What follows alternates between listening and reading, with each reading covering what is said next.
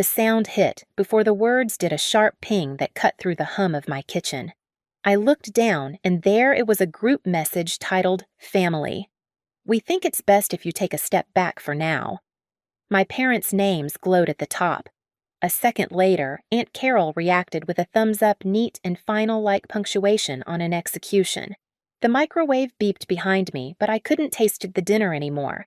I typed one line, steady hands, steady breath. Understood. I'll step away from the family fund, too. I didn't know then that message would bankrupt more than their accounts. 5 years earlier, my father called from a parking lot outside a pharmacy. Rain hammered the roof so hard it sounded like panic. "They won't admit your sister without insurance," he said, voice trembling. "She's not going to make it." I was 27, still saving for graduate school, still believing family meant safety. I opened my laptop, logged into my account, and drained every dollar I had. When Megan pulled through, they called it a miracle. No one said my name. After that, the requests came quietly, texts that began with love and ended with numbers. Just until Friday, only this month. Your mother's insulin. Each one wrapped in gratitude that evaporated once the crisis passed. I learned to move money faster than I moved feelings. When Dad's hours were cut, I added him to my bill reminders. When Mom's prescriptions doubled, I linked her pharmacy account to mine. When Megan's car broke down, I found a repair shop that accepted online transfers. They called it the Family Fund. I called it structure. I thought if everything had a column and a deadline, I could manage the chaos. Every Friday night, I balanced it: payments, co-pays, overdrafts. My reward was silence, the kind that feels like approval if you listen long enough. At first, it felt noble. I was the reliable one, the quiet one who kept the lights on. But slowly, reliability became invisibility. One Christmas, Megan got new tires. I got a thanks for handling it. When Mom's birthday came, she posted a photo of the cake and captioned it, "Family First." I was in the photo, blurred behind the candles, holding the knife. I told myself this was love, that real love was service, not spotlight. That family doesn't keep score. But I did. Quietly. I started saving screenshots, receipts, transaction notes, not out of spite, but proof that I hadn't imagined the imbalance. Adrian once teased, "You treat your family like clients who never pay their invoices." I laughed, but something in me cracked, because he was right. I was the unpaid accountant of their peace. The night I realized it, I was adjusting a spreadsheet named Family Fund 2020. The cursor blinked beside the words, "Heart Balance." It should have been a joke, but it wasn't. It was the truest label I'd ever written. Still, I kept going. Every emergency found me. Every silence confirmed my place. I didn't ask for help, didn't want thanks. I just wanted balance numbers that matched promises. Then one evening, Dad said almost kindly, "Maybe you should take a step back, Val." It sounded harmless, almost caring. But the way he said step back, like it was an instruction, not advice, left a chill. I didn't know it then, but those 2 words would come back wrapped in blue light in a group message that ended everything. It started small, the way rot always does. Megan's name began to replace mine in family stories. When Mom talked to friends, she said Megan's doing so well, she's finding herself again. If I was mentioned, it was logistical. Valentina's busy. She handles the bills. That was my role, a background function, not a person. Whenever Megan stumbled, the family bent around her like a shield. Missed work, late rent, another breakup, each one became a reason for grace. "She's fragile," Mom whispered. "You're strong." As if strength was a sentence. As if being dependable meant I didn't bleed. Dad called the fund our family safety net, but it wasn't ours. It was mine. His paychecks came late.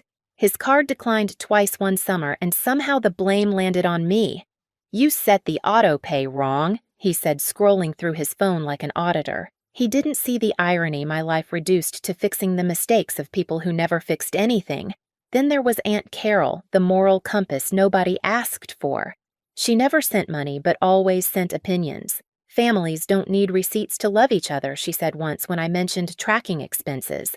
I wanted to ask why love always arrived with invoices then, but I didn't. I'd learned that questioning meant ungratefulness. Megan's texts became demands disguised as updates. Cars making that noise again. Therapist's new rate kicked in. Just until next week. I sent the transfers automatically, fingers numb to the rhythm. Every payment was a small surrender. When I earned a promotion director after 7 years of being the last to leave the office, I called home proud for once. Dad answered mid-dinner. I could hear Forks clinking laughter in the background. "That's great, honey," he said. "Listen, about Megan's lease, she doesn't feel safe there anymore. Could you check what it costs to move her somewhere better?" The silence that followed was heavier than any insult. I stopped celebrating after that. Success became useless currency in a house that only traded in crisis. Aunt Carol started using phrases like, "You know how blessed you are, Valentina. Blessing in our family meant you can afford it, so you should." She called me the practical one, the rock. But rocks don't feel. They just bear weight until they crack. One night, Adrian saw me scrolling through bank statements and said, "You look like someone trying to solve a crime they didn't commit." I almost told him I was. The crime was dependence, and my fingerprints were everywhere. When Megan asked for $3,200 for a wellness retreat, I hesitated. It wasn't anger, it was exhaustion. I texted back, "Is that really necessary?" Minutes later, Dad replied, "Mental health is an emergency too." Mom added a heart emoji. Aunt Carol reacted with prayer hands. The chorus was complete. I didn't answer. I just stared at the messages the way you look at a wall you've been painting for years and finally notice the cracks. That night, I closed the ledger without balancing it. The cursor blinked, waiting. For the first time, I didn't. The next morning, Megan posted a photo from brunch, smiling new nails captioned, "Healing looks good on me." The comments overflowed with hearts. None from me. I had started practicing silence, one unread message at a time. Somewhere between their gratitude and my exhaustion, the family stopped seeing me as a person. I was infrastructure reliable until I wasn't. And though I didn't know it yet, my silence had already started their collapse. The message that broke everything didn't come out of nowhere. It was rehearsed, long before it was sent. 2 days before it arrived, we had our monthly video call. Megan appeared first, framed by soft light and a candle labeled self-care. Mom joined next, wearing her sympathy like jewelry. Dad hovered in the background, half listening, half directing. Aunt Carol logged in last, pearls bright even through pixelation.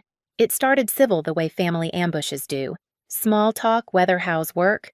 Then Megan sighed. "I just think Val's energy has been negative lately." Mom nodded. "You've been so tense, sweetheart. Maybe you need space." Space. That word again. It landed like a script cue. I watched their faces rearrange into concern. It was choreography, familiar and cruel. "I'm fine," I said quietly. "Just setting limits." Dad leaned forward. "Limits can sound harsh, honey. We're just worried." No one asked what they were worried about. They didn't need to. I was the variable they couldn't control anymore. When the call ended, my screen went black and my reflection stared back, still expressionless. I'd stopped reacting months ago. 2 days later at 7:42 p.m., my phone buzzed on the counter. "Group message, family. We've discussed it," Mom wrote, "and we think it's best if you take a step back for now." My father's name appeared underneath, confirming it wasn't a mistake. Then Aunt Carol's reaction, thumbs up. That emoji hit harder than any word could. It wasn't just agreement, it was dismissal with a smile. The microwave beeped behind me. Leftover curry steamed under plastic wrap. The smell was sharp metallic. I stood there, the screen lighting my hands. I read the sentence 3 times as if it might rewrite itself. I didn't call, didn't ask who he was, didn't ask what step back meant. The phrase was clean, rehearsed, bloodless. It was exile disguised as concern. I typed one line, "Understood. I'll respect that and step away from the family fund, too." My thumb hovered, then pressed send. The tiny whoosh of the message leaving was quieter than I expected. Silence followed. No reply, no explanation. Just the stillness of something finished. I set the phone down, turned off the microwave, poured the curry into the sink, and let the water run until the steam vanished. At 3:11 a.m., my phone began to vibrate again, once, twice, then endlessly. Unknown numbers, blocked calls, voicemails stacking like debris. I didn't answer. The apartment glowed with blue light pulsing against the ceiling. By sunrise, there were 89 missed calls, Mom's voice on one shaky, tearful. Valentina, this isn't what we meant. You didn't have to please the prescriptions Dad's on another angry defensive. The bank flagged everything. What did you do? Megan's came last, desperate. You're cruel. You know I need that money. Why would you? I didn't respond. I made coffee instead. By noon, I'd written one note on a scrap of paper. No more emergencies without paperwork. Then I underlined it twice. Aunt Carol texted mid-afternoon. Families need grace, Val. Grace to them was my silence funded by my salary. I looked at her message then at the quiet apartment around me. The fridge hummed. The coffee had gone cold, and for the first time in years I felt something close to peace, small, unfamiliar, but real. Because for once, I wasn't the one holding everything together, and somewhere between the sound of the faucet and the quiet of my phone, I knew they hadn't exiled me. I'd already left. That night I didn't sleep. I sat at my kitchen table, the only light coming from my laptop screen. It cast everything in a pale glow, clean, surgical. The same light I'd used for years to keep them afloat. I opened the folder marked Family Fund. Rows of numbers blinked back at me, dates, balances, automatic payments waiting for approval. It looked less like a lifeline now and more like a leash. One by one, I began shutting things down. Auto pay off, shared logins revoked, linked accounts removed. Each click sounded final, like small locks sliding shut.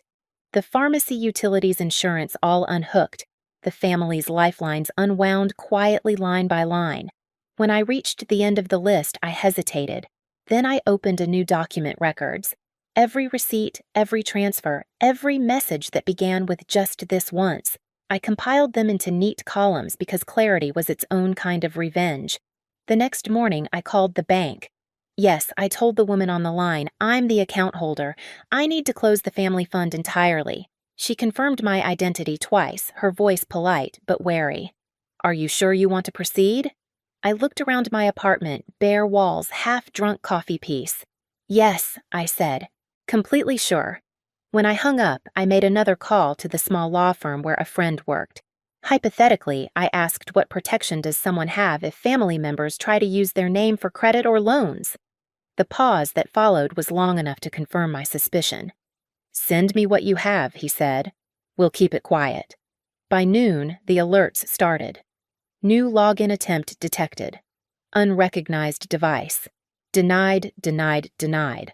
I blocked the numbers before they reached me.